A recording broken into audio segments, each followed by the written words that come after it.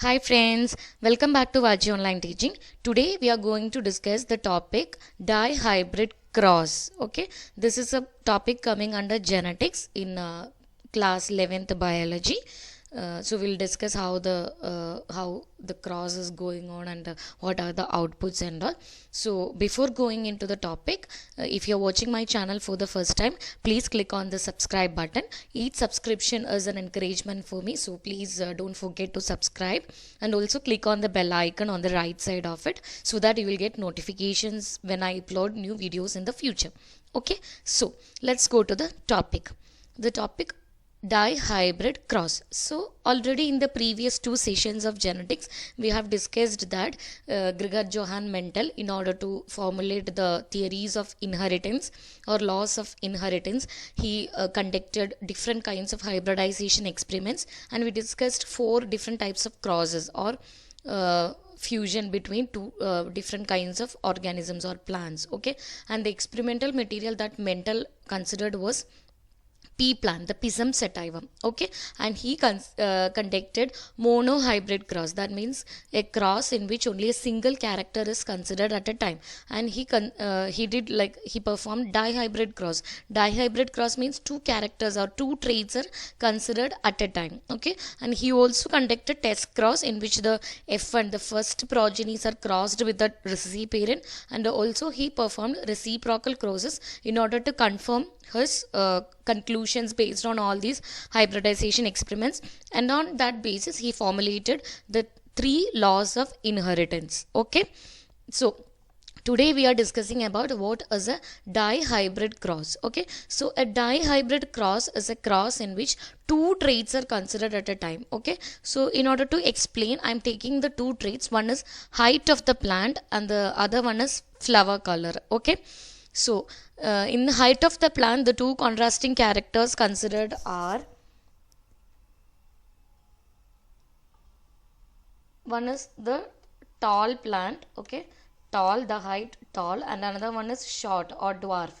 And we are taking capital T allele for tallness and small letter t allele for the dwarf allele. Okay, and the second character is flower color, and the two flower colors that we are considering is purple flower color, and that is considered to be the dominant trait, and white flower color, which is considered to be the recessive trait. Okay, and we are conducting a dihybrid cross taking these two characters. Okay, so to write a cross, the first generation parents, the P1, the first generation parents, the P1. Okay, which plants we are taking? We are taking a tall plant with the purple flower, and this is the dominant parent. Okay, and we are taking another one, a dwarf plant with white flower, and that one is the recessive parent. Okay, now the second thing is their genotype, the genotype of tall purple plant and the dwarf white flowered plant. Okay, and the tall and purple color is the dominant trait, so its genotype is capital T, capital T, and capital P, capital P. Okay, and the genotype of the recessive parent is small t, small t, small p, small p, because both are true breeding species, true breeding plants. The parent, first generation parents are all true breeding, so they have a homozygous genotype. Okay, now at the time of reproduction they produce gametes, and during gamete formation the alleles will segregate independently into different gametes. So from the first parent, the capital T, capital T, capital P, capital P, the gametes formed as capital T P and capital T P. Okay, both are same. Okay, and in this, from this recessive parent also, small t, small p, small t, small p, two similar gametes are produced. Now the gametes will cross. There is four possible combinations in which this gametes can undergo fusion, and that is this first capital T P can fuse with this first small letter T and P gamete, and it forms capital T, small t, capital P, small p. Like that, all the four combinations. See, this first capital T, capital P gamete can fuse with the first second small t, small p, and the second capital T, capital P can fuse with the first small t, small p, and it can also fuse with the second small t, small p gamete. So four possible combinations of fusion is possible, and all of them produce the F1 progeny in the genotype, capital T, small t, capital P, small p. So we from this we'll understand that all the F1 plants are heterozygous, capital T, small p, capital T, small t, capital P, small p. But and they all are tall purple. Phenotypically, they are same as the dominant parent. Okay, but they are heterozygous. If heterozygous also, only the dominant allele get expressed. That is why all the plants are tall and purple. Okay, so this is the first progeny production from a dihybrid cross. Okay, now we'll self the F1 plants. So selfing of F1. Okay, see selfing of F1 is crossed with another F1 plant. So the parents to the second generation parents are tall purple, the output of the first cross, and this one also F1, so it is also tall purple. But the genotype of this P2 is what? They are all heterozygous because they are the progenies produced in F1. So it is genotype is capital T, small t, capital P, small p. Here also it is capital T, small t, capital P, small p. Now they produce gamete at the time of reproduction, and from this 4 different types of gametes are produced. One is capital T, capital P. Next is capital T, small p. Next is small t, capital P. Next is small t, small p. Because each of the allele of a single genus having 2 sets of allele, and each of them can separate and segregate independently into different gametes. So there are 4 possible combination because there are 4 possible alleles.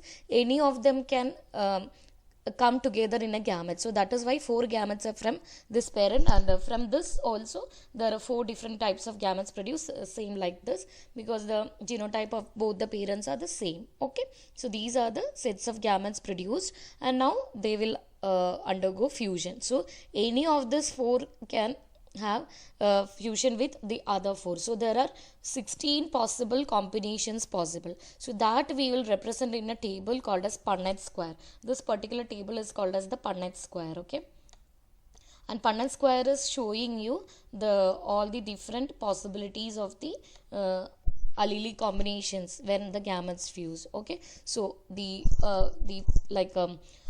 gametes produced when the first parents is depicted in this row, and the second parent producing gametes are produced means written in this column, and will cross them. Each box is showing the fusion between the gamete which is coming on that column and that row. Okay, so if this capital T, capital P gamete is fusing with capital T, capital P of the other parent, then the offspring produced will have a genotype of capital T, capital T, capital P, capital P.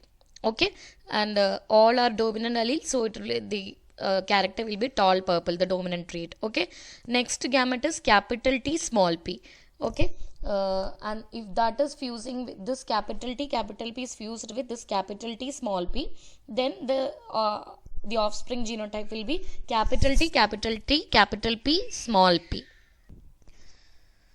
The genotype is capital T, capital T, capital P, small p. And there also this dominant allele in small capital P, small p will also only get expressed, and the offsprings will be tall purple. Okay, shown in red color in the second box. Okay, first row, second box. Okay, now if the third gamete, this capital T, small t, capital P is fused with capital T, capital P, then the offspring will be capital T, small t, capital P, capital P. Again, only the dominant allele get expressed, and the plants are tall and purple. Okay, now next is small t, small p, and capital T, capital P. Okay, this one and this gamete. Then when that fuses, we'll get capital T, small t, capital P, small p. Okay, that is also only dominant allele get expressed, and all plants are tall and purple. Similarly, all possible combination here, this box is this one and this one. Okay, this one and this one, like that. So all the possible combinations we'll look for, and we'll write the genotypes accordingly in each column. So here it is capital T, small p, small p.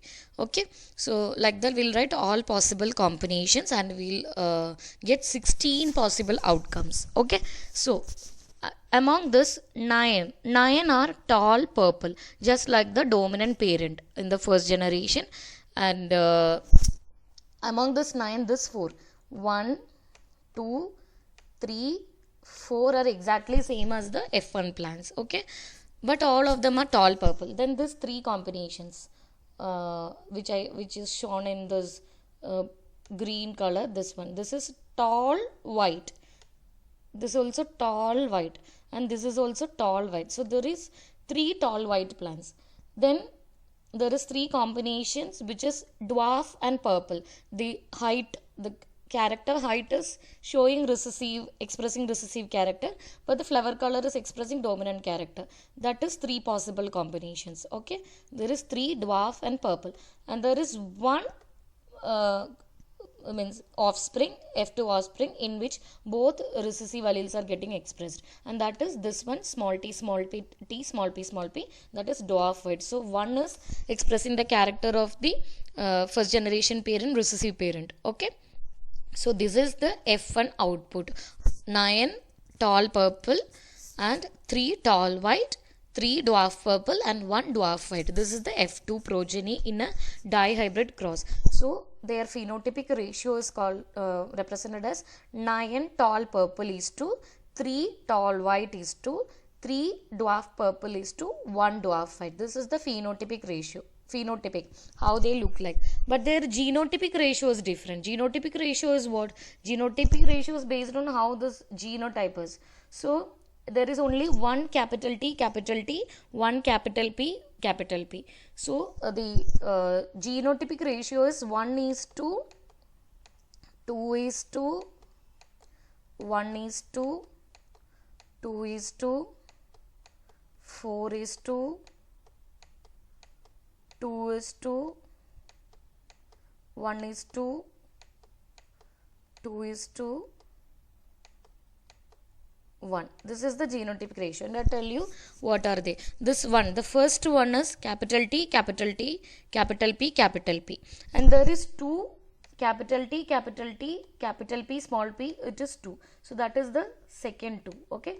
Then 1, the other one is it will be this one, this capital T, sorry, small t, small t, small t, small t, no, this is also 2, small t, capital P, small p is 2. So this 1, 2 is that, okay, and this 4 is this diagonal members, okay. This 4 is 4 capital T, small t, capital P, small p is there. Then this capital T, small t, capital P, capital P, that is also 2, okay. This is also 2. Then this capital T, small t, capital small p, small p, this is 1. So this is another one, okay. This is only 1. So like that we'll look for all the different genotypic combinations, and when we look it carefully, we'll get the genotypic ratios 1 is to 2 is to 1 is to 2 is to 4 is to 2 is to 1 is to 2 is to 1. So this is the genotypic ratio of dihybrid F2 progeny, and this is the phenotypic ratio of the dihybrid cross F2 progeny. So this is a dihybrid cross, and see, this is the genotypic and phenotypic ratio, and this is how you have to write a typical dihybrid cross, okay. And you can take any set of characters, like now we took height and flower color, then you can take the seed color and flower color, seed color and height of the plants, any two sets of character you can take, and similarly you can write the cross and arrive at the F2 progeny and the phenotypic and the genotypic ratio, okay. So this is about the current session, and in the next session I will be coming with a new topic. Thank you for watching. Please do subscribe and encourage, and if you have any comments, suggestions or anything, just write it below the in the comment column on the comment section, and wait for the new video. Thank you.